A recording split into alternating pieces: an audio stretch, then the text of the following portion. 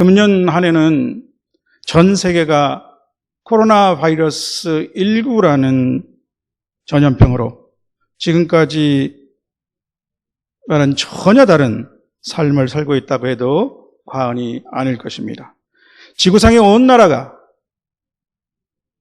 동일한 문제로 이렇게 오랫동안 고통을 겪어본 일이 없을 것 같습니다. 정상적인 생활이 정지되면서 우리는 그간 너무나 당연하게 누려왔던 많은 소소한 것들이 참으로 소중한 것이며 하나님의 은혜였다는 것을 새삼 깨닫고 있습니다.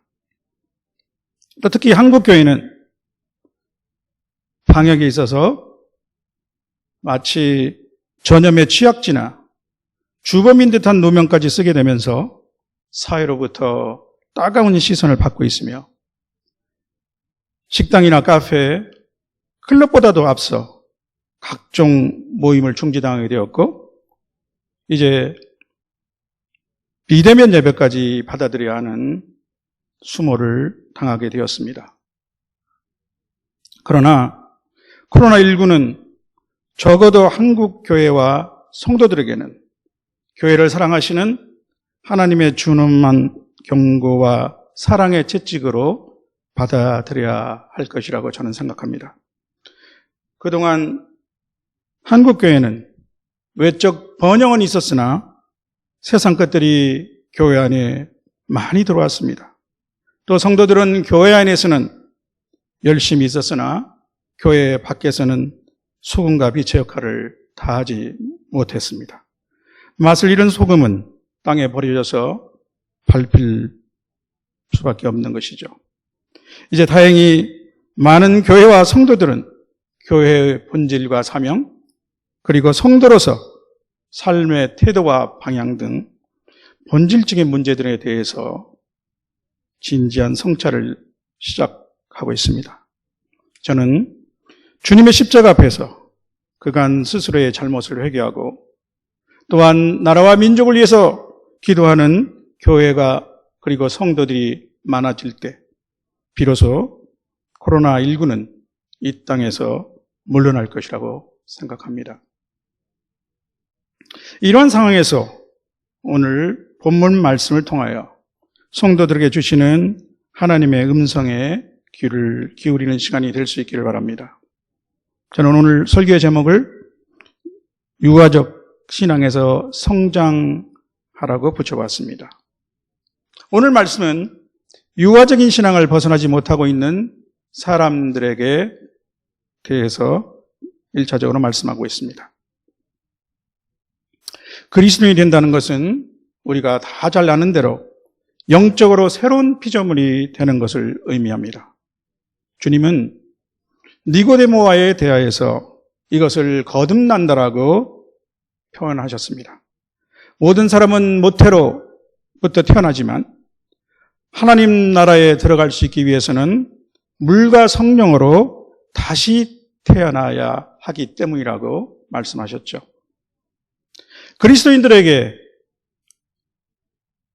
그리스도인들은 새로운 피조물, 거듭남이라는 표현은 비유법이 아닙니다. 그것은 영적인 영역에서 실제입니다.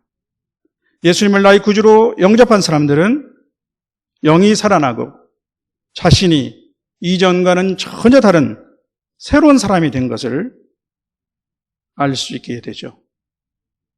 그렇다고 어느 날 갑자기 하루아침에 나의 모든 자아가 사라지고 내가 아주 훌륭한 그리스도인으로 변하고 또 나의 외모에 무슨 큰 변화가 온 것은 아니죠. 바울 사도는 예수 믿기 전에 나의 자아를 옛사람 또는 겉사람이라고 하면서 이 새롭게 변화된 나의 새로운 존재를 새사람 또는 속사람이라고 표현했습니다. 새로 태어난 이 영적인 존재는 당연히 생명의 속성을 갖습니다. 그 중요한 속성 중 하나는 성장하는 것입니다. 생명은 성장하는 것이죠. 성장하기 위해서는 뭐가 필요하죠? 양식을 필요로 합니다. 영적 생명이 취하는 양식은 하나님의 말씀입니다. 갓난아이가 어머니의 젖을 먹고 자라는 것에 비유하여 베드로 사도는 갓난아이들 같이 순전하고 신령한 젖을 사모하라. 이는 그런 말미암아 너희로 구원에 이르도록 자라게 하려 함이라고 말씀하셨습니다. 베드로전서 2장 2절 말씀이죠. 그런데 오늘 본문은 히브리서 5장 12절에서 이 히브리서 기자는 신앙을 가진 지 상당한 기간이 되었으나 너희가 선생이 되기는커녕 아직도 다시 하나님의 말씀의 초보에 대해서 누군가로부터 가르침을 받아야 하는 처지의 사람들이라고 지적을 하고 있습니다. 이들이 신앙생활을 시작한 지 얼마의 기간이 지난지는 성경은 명시하지 않고 있습니다. 우리 개역개적 성경에는 때가 오래되었음이라고 표현을 하고 있지만 사실 원어 성경에 오래라는 말은 없습니다. 상당한 시간이 지났다는 것을 의미하는 거죠. 그래서 세번역 성경이나 일부 영어 성경은 지금쯤 또 지금쯤에는 이라는 말을 붙이고 있는데 좋은 의역 같습니다. 저는 개인적으로 새 성도가 어느 정도의 성경 지식을 갖추고 믿음도 성장해서 다른 사람을 가르칠 수 있는 기간을 3년 정도로 생각하고 있습니다. 물론 정확한 근거가 있는 것은 아닙니다. 예수님이 12제자를 3년 동안 양육하셨죠. 그리고 또 누가복음 13장에서 예수님이 비유를 하셨는데 무화과를 나무를 심은 주인이 3년이 되어도 열매를 맺지 못하니까 저 나무를 찍어내버리자라고 하신 말씀이 있습니다. 물론 배우는 사람에 따라서 그 열성이나 또 그분의 아무래도 그 말씀을 배우는 것이니까 지식을 받아들일 수 있는 능력도 중요하겠죠. 또 가르치는 사람과 교회 내에 성경 공부와 교육 시스템이 어떠한가에 따라서 그 기간은 좀 더 줄어들 수도 있고 또 늘어날 수도 있을 것입니다. 그런데 사실 우리가 어릴 때, 우리라니까 좀 어폐가 있죠. 저보다 연세가 많으신 분 조금 있겠지만 대부분이 연세가 나이가 저보다 못할 테니까. 그러나 그래도 상당한 이 횟수를 거슬러 올라갈 때 집안에서 어린아이를 키웠죠. 형과 누나가 그 밑에 있는 동생들, 특히 누나는 고생 많이 했죠. 그렇기 때문에 그때는 철이 빨리 들었죠. 그러나 지금 어린아이들은 어떻습니까? 아주 외동딸, 외동아들이 되거나 아니면 또 한두 형제가 있다 하더라도 지나치게 많은 부모의 보호를 받다 보면 어른이 되어서도 자라지 못한 아이로 남아있는 경우가 많이 우리가 볼 수가 있죠.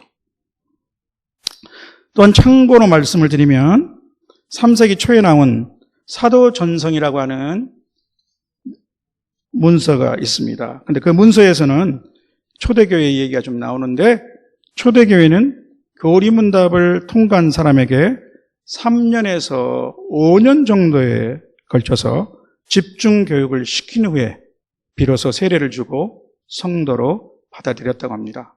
우리가 생각한 것보다 훨씬 많은 기간이죠. 굉장히 세례를 통해서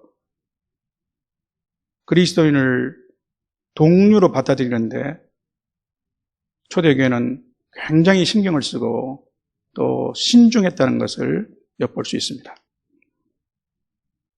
그런데 여기서 분명히 또 전제할 것은 성도는 평생 배우고 성장하는 사람입니다. 따라서 선생이라 해서 더 이상 배울 것이 없거나 또 완전한 사람이 되었다 하는 것은 결코 아니라는 것은 두말할 필요가 없죠. 우리는 신앙생활을 해오면서 교회 안에서 많은 사람들을 보게 됩니다. 저는 주로 그룹 성경 공부를 인도하며 여러 사람 내 변화되는 모습을 가까이 지켜볼 수 있었습니다. 하루가 다르게 믿음과 말씀의 지식이 쭉쭉 자라나는 사람들이 있습니다. 또 그 반면에 드물게는 거의 변화가 없는 사람, 말하자면 조금 진보하는 듯 했다가 다시 제자의 걸음을 하는 사람들도 있음을 부인할 수가 없습니다. 바울 사도는 더 딱한 경우를 또 언급한 적이 있죠.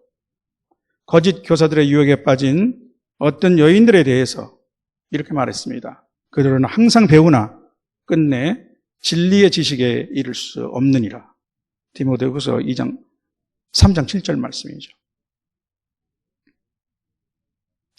어쨌든 본문에서는 이렇게 영적 성장이 더딘 사람들을 젖을 먹어야 하는 어린아이로 비유하고 있습니다. 13절이죠. 사실 어린아이는 얼마나 귀엽습니까? 우리 교회 안에도 예주와 예찬 누나, 남동생, 남매 애기가 있잖아요. 인형같이 작은 몸집인데 눈, 코, 귀, 입, 거기다가 작은 손가락까지, 또 발가락까지 사람들의 모든 모습을 그대로 가지고 있는, 얼마나 앙증맞습니까? 또 피부는 얼마나 깨끗하고 맑나요? 또 맑은 눈망울이 주는 그 청초함, 우리가 그것을 바라볼 때 정말 예쁘고 사랑스럽죠. 또 거기다가 하루가 다르게 성장하는 모습, 바로 그것은 우리가 지켜보면 생명에 대한 경탄을 일으키지 않습니까? 또 제게는 오늘로 꼭 3년 8개월 되는 손자 한 명이 있습니다. 저희 부부는 단톡을 통해서 손자의 자라나는 모습을 자주 봤습니다. 선물 중에 선물이죠. 손자가 다녀가는 날은 축제의 날입니다. 이 아이가 나날이 키가 크고 어휘가 늘어가고 또 새로운 동작을 익혀서 선보이는 모습을 보는 것은 정말 큰 기쁨입니다. 그리스도 앞으로 갓 돌아온 이 새신자를 옆에서 지켜보는 것 또한 이 갓난아이와 어린아이들이 자라는 것을 지켜보는 것과 같은 기쁨을 줍니다. 아니, 영적인 기쁨이니 그 정도가 훨씬 더 크고 또 감사하죠. 새신자의 실제 연령과 관계없이 주 안에서 변화되고 성장되는 모습은 주변에 큰 기쁨과 활력을 줍니다. 그래서 교회가 활력을 갖기 위해서는 새신자가 많아야 합니다. 그렇죠?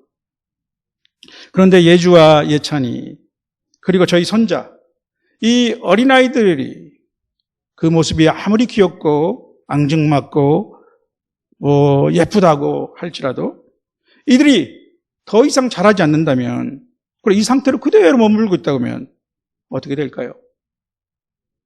마찬가지로 단단한 음식을 먹지 못하고 젖을 먹는 아이 상태로 계속 남아있는 성도들은 하나님 앞에서 결코 아름다운 모습이 아닐 것입니다. 그리스도의 장성한 분량까지 성장하고 주님의 성품을 닮아가야 할 성도들이 여전히 육신의 상태로 남아있는 것은 비정상이죠. 또 비정상일 뿐만 아니라 참으로 보기에도 좋지 않습니다. 다시 말씀드리자면 그렇다고 아까 말씀드린 대로 우리 중 완전한 상태에 도달한 사람이 있다는 것은 아니죠. 우리 모두가 아직 육신을 입고 있기 때문입니다. 그래서 사도 바울도 나는 날마다 죽는다고 고백하지 않았습니까? 너나 할 것 없이 우리 각자는 점점 주님을 닮아가는 성화의 과정 중에 있습니다. 때로는 이 과정 중에서 진작에 죽은 줄 알았던 옛자아가 불쑥 튀어나온 바람에 우리 스스로를 실망시키기도 하죠. 그런데 이때 우리가 또 너무 실망하지 말아야 할 것은 아직 우리는 공사 중이라는 것을 인정해야 하기 때문입니다. 우리가 건물 수리하는 것, 또 건물, 새로 건물 지을 때 그 비계라는 거 이렇게 새 파이프를 치고 이렇게 올라가는 그런 모습들을 보죠.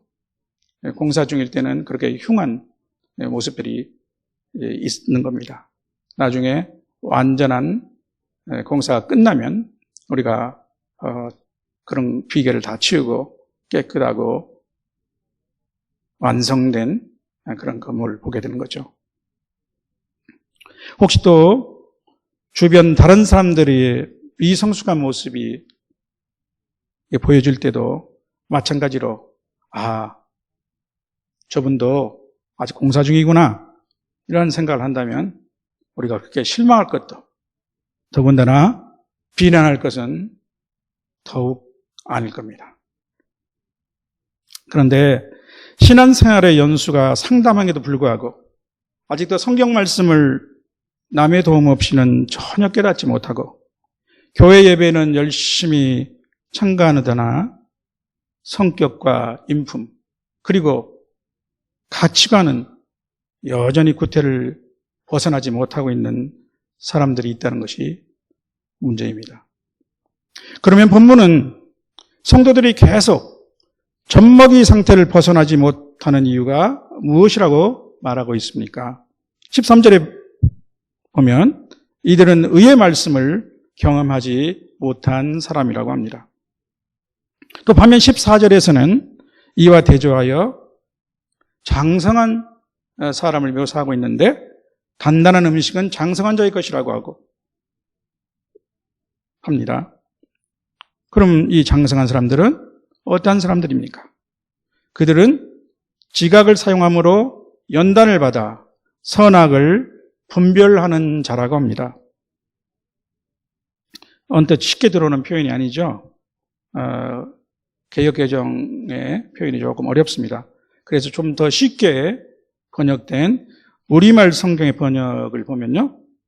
그들은 끊임없는 훈련으로 연단된 분별력을 지니고 있어 선과 악을 분별할 줄 아는 사람들입니다. 라고 쓰여 있습니다. 이 13절에서 의의 말씀을 경하지 못한 사람이다. 그렇게 한 그 의의 말씀이 무엇인가에 대해서는 여러 의견들이 있지만 학자들 간에 그러나 가장 넓은 의미로 하나님의 의로운 말씀 정도로 이해하는 것이 무리가 없을 것 같습니다. 그러면 이제 13절, 14절 젖먹는 어린 아기 상태 또 단단한 음식을 먹는 성숙한 사람 이 두 구절에서 중요한 것은 무엇입니까? 그것은 어린아이와 장성한 자의 차이점을 만드는 것이 무엇인가 하는 것입니다. 장성한 자는 하나님의 말씀을 저지 아닌 단단한 음식으로 먹는다고 그랬죠. 즉 하나님의 말씀을 실제의 삶으로 경험하는가, 실제의 삶으로 체험하는가, 실제의 삶 속에서 사는가 하는 것이 관건이라는 것이죠. 아무리 하나님의 말씀이라 해도 삶에 적용시키지 않으면 나에게는 별 소용이 없습니다. 머릿속에만 머무는 지식, 또 마음속에만 담아둔 진리는 나에게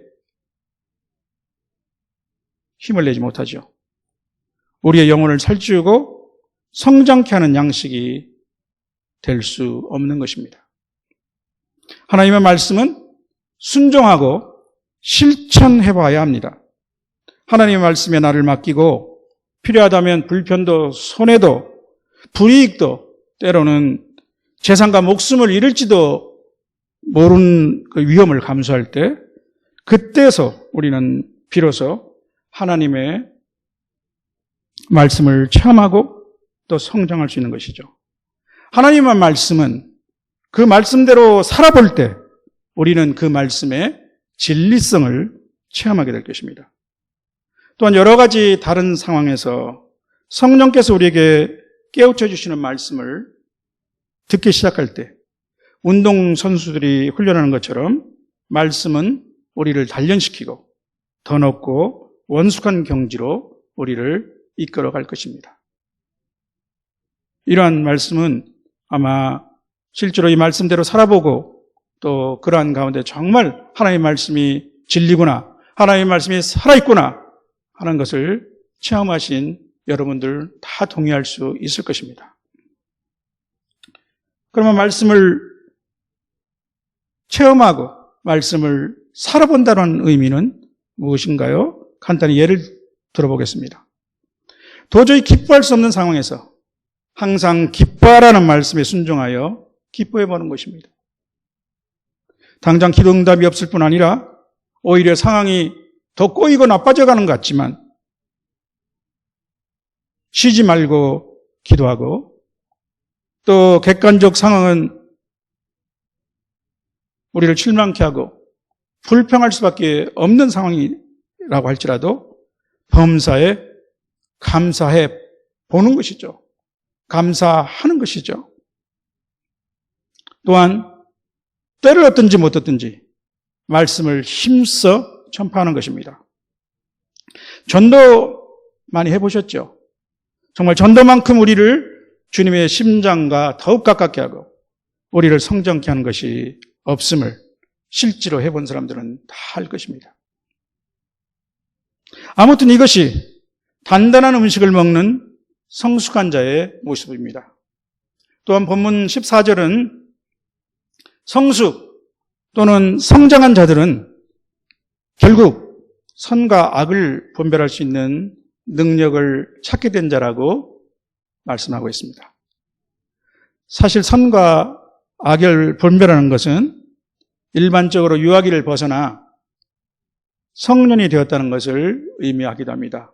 그래서 우리가 법적으로 또 책임을 져야 하는 것이죠. 그러나 성도로서, 일반인이 아닌 성도로서 성장했다는 것은 무엇보다도 하나님의 뜻을 분별할 수 있는 수준에 이른 것이라고 말할 수 있는 것입니다. 그래서 바울 사도는 로마서 12장 2절에서 너희는 이 세대를 본받지 말고 오직 마음을 새롭게 하여 변화를 받아 하나님의 선하시고 기뻐하시고 온전하신 뜻이 무엇인지 분별하도록 하라 라고 말씀했습니다.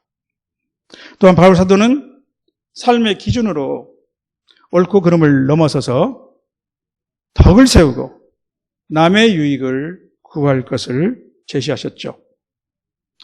모든 것이 가하나 모든 것이 유익한 것은 아니요 모든 것이 가하나 모든 것이 덕을 세우는 것은 아니니 누구든지 자기의 유익을 구하지 말고 남의 유익을 구하라고 말씀하셨습니다. 이제 6장 1절에서 히브리서의 저자는 우리가 그리스도의 도의 초보를 버리고 완전한 대로 나아가자라고 권유하고 있습니다. 개역개정 성경에는 완전한 대로 나아갈지니라 하는 이 말씀이 2절에 나와 있는데 원어에서는 1절에 나와 있습니다. 그래서 우리말 성경, 아까 제가 말씀드린 우리말 성경이 좀 더 원어에 가깝게 번역하고 있는데 이 우리말 성경의 번역에 의하면 그러므로 우리는 그리스도에 관한 초보적 가르침을 넘어서 완전한 대로 나아갑시다 라고 쓰고 있습니다. 유아적 신앙을 벗어나서 성숙한 경지로 나아가자는 제안이죠.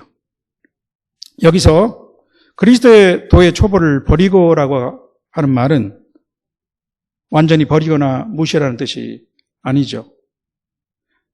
더 높고 성숙한 차원으로 진전하기 위해서 초보에 머무르지 말고 넘어서라는 뜻임을 문맥을 통해서 잘 알 수 있습니다. 또 이 그리스도의 도의 초보는 우리 신앙의 기본 토대라고 할 수 있을 것입니다. 하나님 계시의 기본 핵심이며 그리스도에 관한 기초적 원리라고 할 수 있겠죠. 그래서 히브리서 기자는 이 그리스도의 도의 초보적 토대와 가르침을 6가지로 예시하고 있습니다. 그것들은 첫째, 죽음에 이르게 하는 행실로부터의 회개. 두 번째, 하나님께 대한 믿음. 회개, 믿음 너무나 중요한 것이죠. 그리고 세 번째, 세례. 네 번째, 안수. 다섯 번째, 죽은 자들의 부활. 그리고 영원한 심판이 바로 그것입니다. 이것들은 아마도 초대교회에서 세례를 행하기 전에 실제로 입교자들에게 가르쳤던 필수적인 내용이었을 것입니다. 매우 중요한 원리이며 때때로 이 원리를 되새기고 자신을 점검할 필요가 있겠죠. 그러나 그렇다고 이것에만 머물러 있어서는 안 된다고 히브리서 저자는 권면하고 있습니다. 유아적 신앙은 관심이 자기에게 있습니다. 성숙한 신앙은 다른 사람의 또 그 이웃을 살펴보는 것입니다. 유아적 신앙은 현실에 집착합니다. 성숙한 신앙은 멀리 내다보죠. 어린아이는 돌봄을 받기를 원하나 성숙한 사람은 다른 사람의 유익을 위하고 섬길 줄 압니다. 어린아이는 자기를 뽐내고 자랑하나 성숙한 자는 자기보다 남을 낮게 여기고 주님을 사랑합니다. 유아적 신앙은 좋은 것을 항상 바라지만 성숙한 신앙은 주님을 위하여 기꺼이 고난도 받습니다. 성숙한 신앙은 하나님의 선하시고 기뻐하시고 온전하신 뜻을 분별합니다. 성도 여러분, 이제 말씀을 정리하겠습니다. 오늘 본문은 기독교의 핵심 원리를 제시하며 하나님의 말씀을 상당한 기간 동안 배웠음에도 불구하고 어떤 부류의 사람들은 신앙의 진보가 없는 유아적 신앙의 상태에 머물러 있음을 지적하고 있습니다. 유아적 신앙에 머무는 사람들은 하나님의 말씀을 배웠지만 이를 자신의 삶에 적용하지 않는 사람입니다. 이론 따로 실제 따로죠. 우리의 신앙은 전진하지 않으면 제자리 걸음을 하다가 결국은 주저앉게 됩니다.